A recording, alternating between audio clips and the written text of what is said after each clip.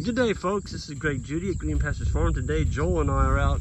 We just moved the bulls and the steers into their new paddock.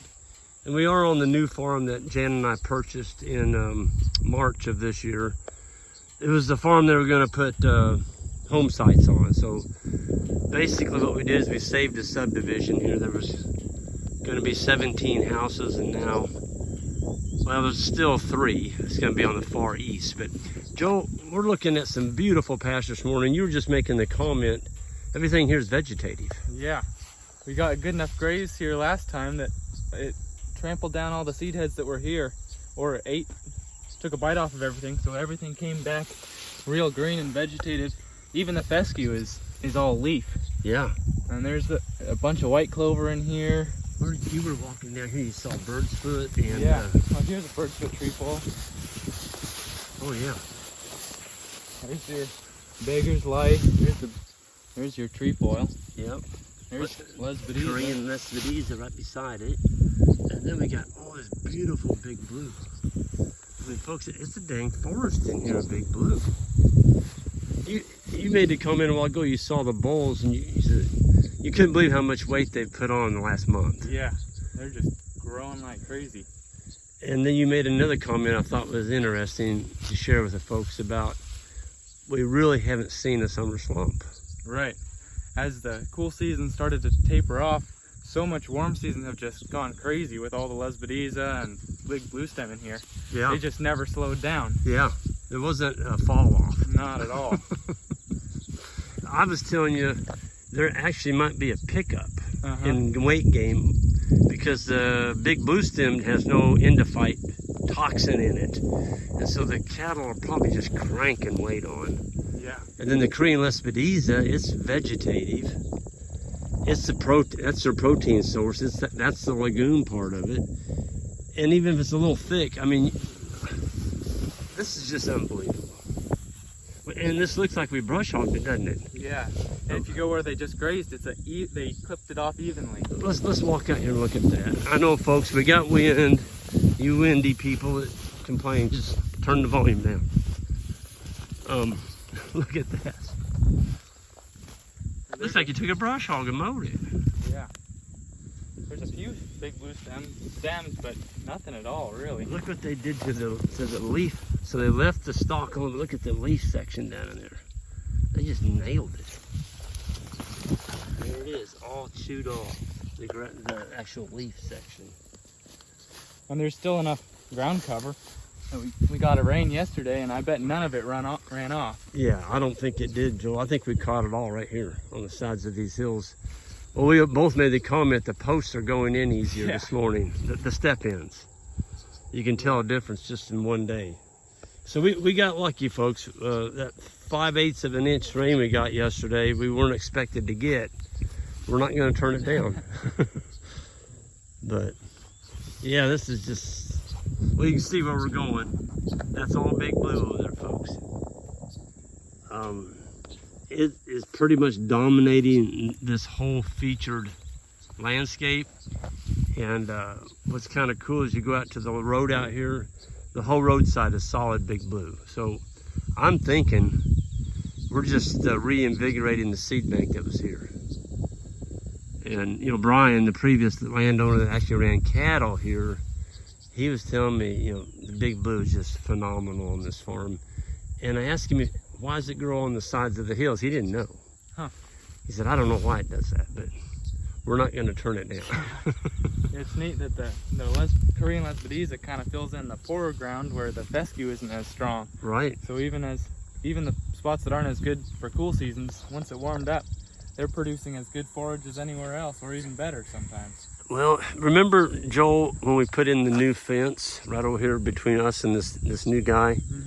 Remember how thin that soil was? Yeah. It was yellow, sticky clay. Yeah, maybe 2 inches of topsoil, but then it's just solid clay. It was bad. And I think those posts are the ones that we were putting in, we were still tamping. We didn't drive those. Remember that? They wouldn't drive. They wouldn't drive. And it was so sticky, you couldn't get your tampon bar loose from the clay. But look at the grass that's growing. My goodness. This is just nuts. So we're excited. We're in toward the end of July. I don't know where July went. It seemed like it just started, and the year is now more than half over. But we're celebrating another good rain.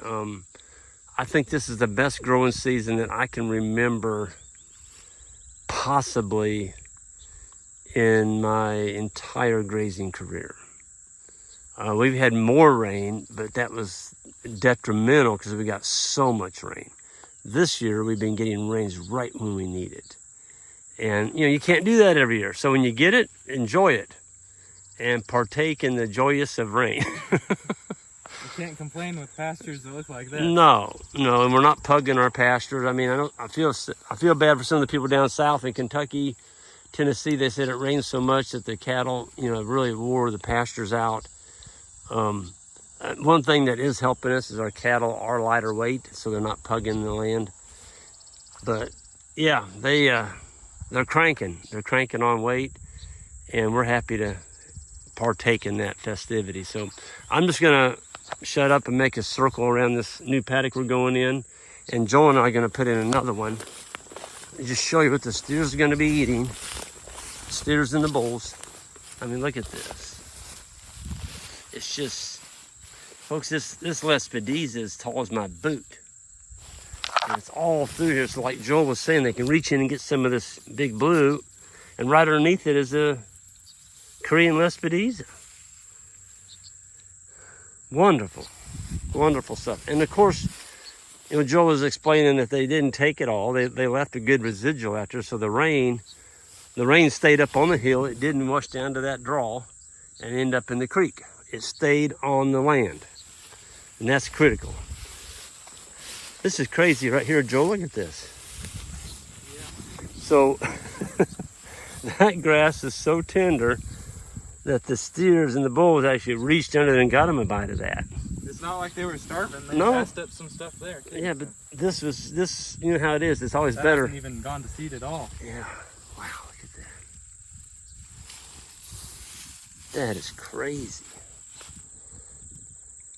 You know what? That one there is Indian grass. Oh, yeah? See, it has a different structure. Uh-huh. See how thin these leaves are? Yeah. And how wide those are? Uh-huh. That's Indian grass. Okay. 2 warm seasons growing side by side with each other.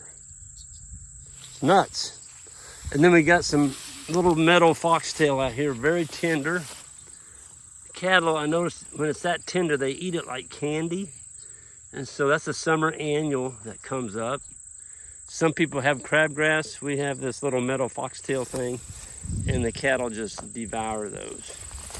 And even the white clover's coming back. That's crazy. You don't see white clover coming back in July when it's 94 degrees.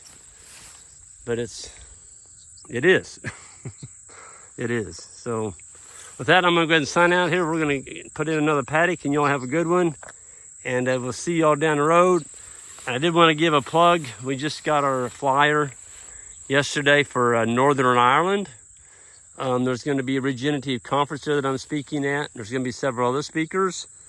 And so you can go to our website. I'm going to put it on there. Those of you all in Ireland or England or Scotland, I'm coming over there. We're going to be up in the northern part, and it's going to be awesome. We're looking forward to checking out Ireland and seeing how they do things over there, and showing them what we do over here in Missouri in the United States. Y'all have a good one.